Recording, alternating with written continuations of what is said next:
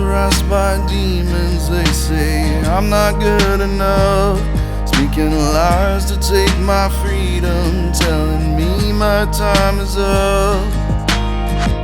I feel lost like a melody that's looking for a song. Well, hello. Welcome back to Pure Prison, you guys. Just wanted to give you a little heads up. The Facebook page is now going to be Pure Prison Forum. Just to let you know that we have joined and partnered with Society First, and this is going to be an amazing, amazing work. So right now we have Daniel Staten in our studio, and we are going to be speaking to him. I actually saw his post on one of the groups that I'm in, and I liked it because he sounded so real. He said something about, he's been out for a minute, but he was going to say that it hadn't been easy. So I wanted to talk to him and find out, what part hadn't been easy and what's going on, and what part in his life did he change to be a success, and to get things going in the right direction. So I'm going to go ahead and bring him on in here. Hi, how are you today? I'm doing all right. Yourself? Look at that smile. And you got dimples. He has dimples. All right. So we tried this a couple days ago, and for the love of goodness, neither one of us had good Wi-Fi, so we're doing it again. Wow. All right. So let's start off. Tell us just a little bit about yourself. My name's Daniel. I'm 40 years old. I spent the last 20 years of my life in prison. I'm just trying to do it out here, man. It's been a little. Hey, I just finally, today was the first day. I just went back into my old neighborhood. I had to go visit a friend of mine. He's in ICU. Okay. Had a drug overdose and on fentanyl. He's, it was kind of an eye opener for me, man. It really, I've known this kid since he was 8 years old, man. He just got out of prison. He just did 8 years, and he lost his mother, his father, his stepdad, all to drug overdoses. And I went up there and I seen him, and he tried to come around. He's on full life support, and it sucked, man. Because I've struggled out here too. There's been times when I don't know. There's been times when I felt down, because it gets hard, when you've been in and you're institutionalized and you're used to living a certain type of way. It's not easy. It's not easy for anybody. You got to have people rooting for you and wanting you to succeed. Because, there's a lot of people out here that are not rooting for you. They want to see you fail. That's right. And those are the people that talk a good game. They're rah. But meanwhile, where are they at when you really need them? You know what I mean? Like, I can count the people on one hand that actually, when I needed them, were there. You know what I mean? So it's you and me both. I think I got like 2. You know what? I found a really good woman, and she wants to work through it with me. You know what I mean? I've had some hit and misses. You know what I mean? I've had people that they say they're there, and then they hold my past against me. And but I'm really trying. You know what I mean? I'm not gonna say I haven't had my backslides here and there, but it's okay. So let's go back. I want to talk about. You just said that you went to visit this friend. They're in the ER. Yes, ma'am. And my thing for you would be, since I'm going to assume that you've had a past addiction, that addiction's been part of your life. For a lot of us, it has. So, yeah. And you said it was an eye opener. I mean, I just received news that from the jail that 2 of somebody's friends just passed away from the same thing. It's these drugs on the street, fentanyl. Life's short, man. You have to cherish every moment of it. You know what I mean? Because you just don't know. You never know when your day's gonna be. It hurt. It touched me. It's bad because in the neighborhood I grew up in, everybody that I know, I can probably count 2 or 3 people that can say that actually have really moved on. You know what I mean? And everybody else is kind of stuck in that limbo of homeless and strung out. In a way, it's sad to say it, man, but prison in a way saved me. You know what I mean? Because I could have been distance. You know what I mean? I could have been one of them guys that were out there, and kind of kept me away from a lot of it. You know what I mean? There was a lot of the back and forth in prison, but it's not as full as it is when it's out here. You know what I mean? Like, so Right. I'm a work in progress. You know what I mean? Like, Well, aren't we all? I always say too that, you know, my mom prayed me up in prison. She sure did. She prayed me to prison, and it's the only thing. And I know it might sound a little cliche, but that length of time that I got was what yeah. saved my life. You know what? My time actually molded me into the person I am now. You know what I mean? Like, if you'd have went back 10 years ago and you'd have met me, you'd have been like, oh man. Honey, here too. Like, I've been to prison 5 times. You know what I mean? Like, I'd been in and out, and I was like, you know what? This ain't nothing. This is easy. And then as time progressed, you're going, oh man, what am I doing with myself? You know, really? I did a 3-year stretch, a 5-year stretch, a 15-month stretch, and then I did 10 and a half flat this time. I actually went to prison on parole when I was in Arizona, and I thought I was ready, but you see things on TV, you're not really exposed to it the way that you would think. But when you get out there, you're like, whoa, hold up. There's so much. It's like overload. And it floods you really fast. You know what I mean? Like, you're like, oh man, I don't know. And then I got strung out, and then my mom finally talked me into it. She's like, Daniel, you need to turn yourself in. You need to figure this out. So I turned myself in. You know what I mean? I literally walked into a Circle K store and put my hands on the counter and walked in front of everybody. I'm like, look, you need to call the cops. I need to go. I said, no, you did not. I said, I can't do it. They're like, look, sir, we got people. And I'm like, look, man, call the police. When the police showed up, they're like, look, man, you got to go. And I'm like, look, I'm a parole violator. I'm an absconder. They're like, well, that sounds like a problem for your probation officer. And I'm like, look, you just stop it. I'd have been cuffed up so quick. I'm like, I'll need to take me back. You know what I mean? Like, I need a nap and a sandwich, and I need to lay the fuck down because, oh, excuse my language. I'm like, because, you know what I mean? I wasn't ready for it. You know what I mean? And then I finally, even when I got out before, you know, like I got out of prison, I went and worked for the carnival. And did you really? I was traveling with the carnival. I was a foreman for carnival rides, and I'm town to town every 5 days. And I ended up getting with a girl, and she ended up passing away from cirrhosis of liver. She, you know what I mean? Like, she had cirrhosis, and it's bad, you know what I mean? Like, and then I ended up going off the deep end again, you know what I mean? Because I didn't know how to deal with that. I hadn't had to deal with that kind of stuff. So now it's just, a lot of it got to do with who you're surrounded by. You have to really surround yourself with people that are really care and really want to see you succeed. Because if not, you're just not going to get anywhere. You know what I mean? It's hard to do it on your own. Everybody needs somebody. You got to have and I totally agree. And I used to be one of those people that I can do it on my own. I don't need help. And when I find you have to have support. You have to have people that have the same goal. Have to be your family. It's just got to be somebody that genuinely wants to see you get somewhere. Exactly. Look, my family, man, and to be honest with you, when I'm messing up, they'll tell me, look, Daniel, we love you. You're our firstborn, but guess what? Figure it out. But when I'm in the right, they're there for me. You know what I mean? Like, and I'm at my mama's house now, and I'm here with my girl and her kids. And I just went and looked at a place that we're planning on getting. Yeah. Well, hey guys, how y'all doing? You know what I mean? Like, you know what? Now listen, I have a question for you. Yes, ma'am. Going back, and let's go back to. How old were you when you first got in trouble? I was 15. I got direct filed at 16. So that means you went directly to the. I was sentenced to 5 years and 10 months as a youthful offender. Okay, so you went to YOs.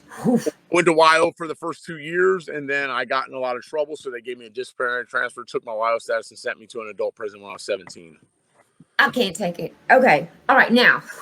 Okay, so I'm going to stop there because that's a whole nother episode. I'm going to get back to you on promise. Had you, at 15, in your community, in the community that you were in, yes, had there been a organization or a group that at that point, when you were getting into trouble, that you say it's centered around your community, do you think that you would have taken the opportunity to walk in there and ask someone for help? Probably not. You know what, man? I was, you got that I don't give up attitude. You know what I mean? Like, you get to that point where you're like, I don't even care. My mom used to tell me all the time. She'd be like, Daniel, man, you're gonna go to jail, and I'm like, I don't give a fuck. Right. Like, Now, how about later on in life? How about that time before you went into that station and put your hands down? Had uh, there been something there? Would you have reached out to them?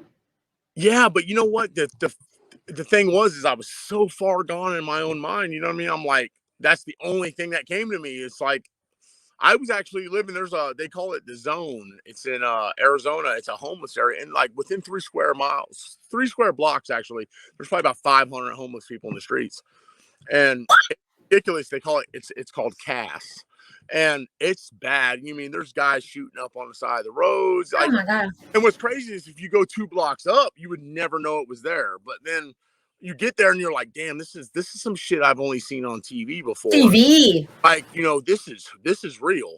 Um, you know, there's a lot of groups that would come out there and they pray for you and they give you food and stuff like that. But man, you're like, I mean, like they're setting up shop on the side of the road. They got tents posted up. The cops don't mess with nobody. Like, and it's just a drug haven. You know what I mean? Like you don't even have to have money to get high. You know, bartering. You know, it's like Wow. it's almost like being in prison. You know, people are That's selling. crazy. I was just about to say that almost. Yeah, you know what I mean? You go buy 5 single cigarettes for $1, you know what I mean, on the side of the road, you know what I mean? You're like, wow, this is like some Not prison the stuff, but Lucy's. oh man, I was like, hold up, man, this is not the way it's supposed to be, you know. And my mom, and I told my mom, I'm like, look, man, I want to come home, and she's like, look, Daniel, I love you, but we haven't seen you. We've heard stories, and we got to see how you're gonna react. So Right. don't want to bring you right around here and then we don't know you anymore. You know, it's been a long time. We've talked to you on the phone, we've written letters, and then they knew about the Aryan Brotherhood stuff and you know what I mean, my affiliations in prison and you know, Yes. bring the, you know, because I've got nieces and I got my sister and I got a big Right. and they're well established and everything. And then it was kind of scary, you know what I mean? And it kind of hurt me in a way, but I understand now that Yes, but honesty, at this point, don't you respect that they were honest with you? 100%, 100%. Yeah. I mean, like Yeah. I've had a few slip ups since I've been out, you know what I mean? And yeah, they get upset and they might not talk to me for a couple days, but you know what I mean? When it comes around, look, man, I didn't have much of a relationship with my sister for a long time. You know what I mean? She was gone and she was a kid when I left. And, you know, Yeah. we talk on a regular basis and she's letting me, I get to see my nieces and, you know what I mean? You get to see people grow up. It's crazy because like I just went and seen a woman today that I hadn't seen since 2003. You know what I mean? Like, and they see me and they're like, you know, you look good. And they're like, Daniel, man, you've really came around. You know, they're like, man, we can't believe the man you've actually become. You know what I mean? Like, they're like, it's such a transformation. I love it. And it made me feel good. You know what I mean? I needed that. And then I You went, do. and then I left from there and I went and see my friend in the ICU. You know what I mean? I could tell that when I went there that a lot of people haven't been there. And I was hoping that just maybe by me showing up, gives him a little bit of hope and a little bit the strength to say, hey man, you know, somebody does care.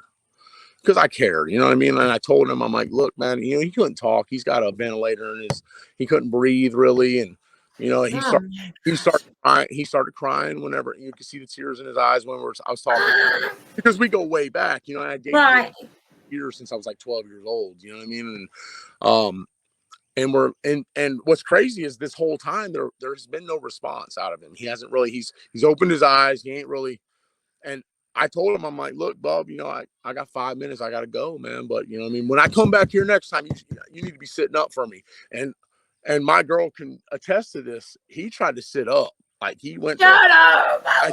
and this is my right hand on God, man. Like, and it made me feel so good, man, to, you know, because I could tell, man, you know what I mean? Like, But you know what, Daniel?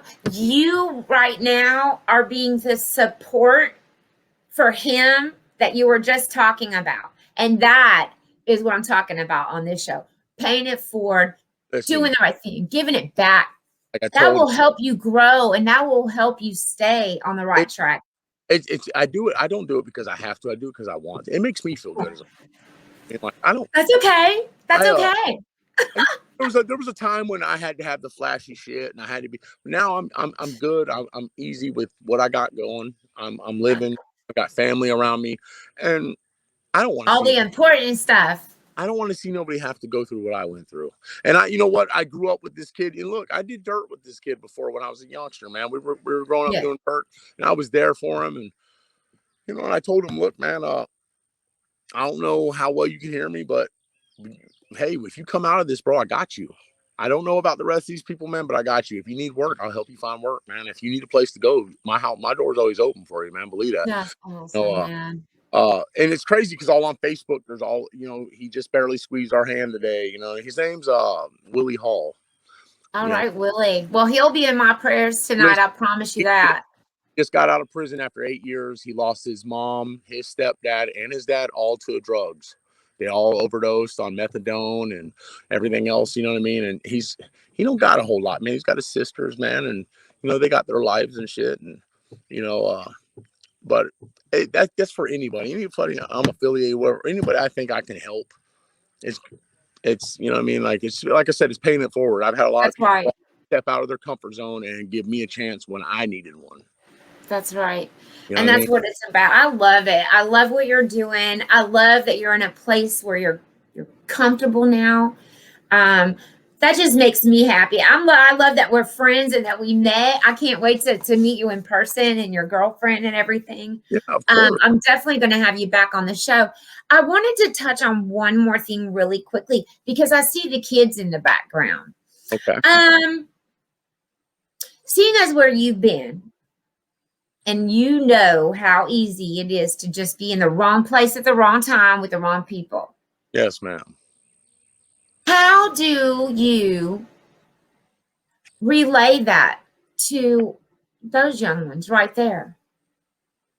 Well, like I try to explain to them, look, man, it's easy. You know, you go get somebody with a college degree and they try to tell you the right way to do things, but they've never actually experienced things in life. I'm like, look, man, look at me.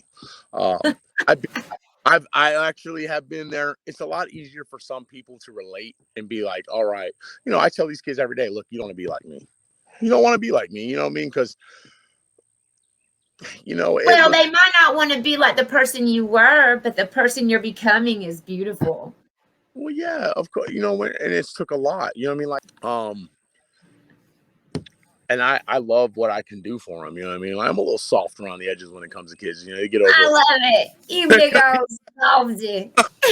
But you know, I want to give somebody something I didn't have. You know what I mean? It's not from lack of trying. My mother tried to do all she could for me. You know what I mean? She was a single mom though for a long time, and my dad was in prison. And my stepdad came along, and they went through bankruptcies. And my sister, she's grown. She was, you know, we all came from the same neighborhood. We moved away. We're all in the country now. Yeah, right. I love it. We had you have to eliminate certain things from your life. You know what I mean? There's certain things you have to give up. You know what I mean? And it's even people that you care about. Sometimes you go, look, man, I love you, but I love you. I have to love you from a distance right now, man, because me and you are on two different paths. That's right. And you always got to remember, and even though it sounds selfish, being clean, it is a selfish thing because you're always the most important person.